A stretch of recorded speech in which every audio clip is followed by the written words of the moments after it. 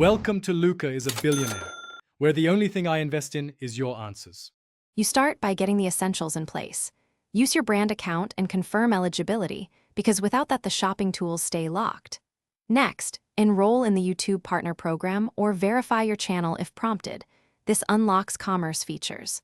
Once done, enable monetization and link a Google Merchant Center account, then prepare a product feed with accurate titles, prices, and images.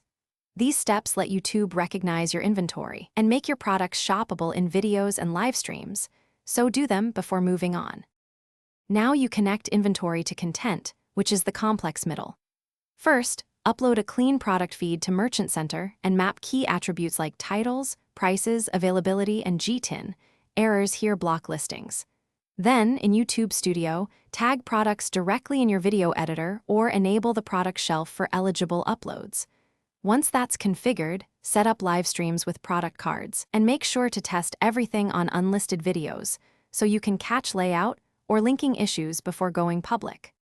Publish your shoppable videos and live streams, but don't stop there. You must monitor performance metrics like clicks, conversions, and revenue to iterate effectively. Make sure descriptions and community posts reinforce product links and update metadata or thumbnails to improve CTR.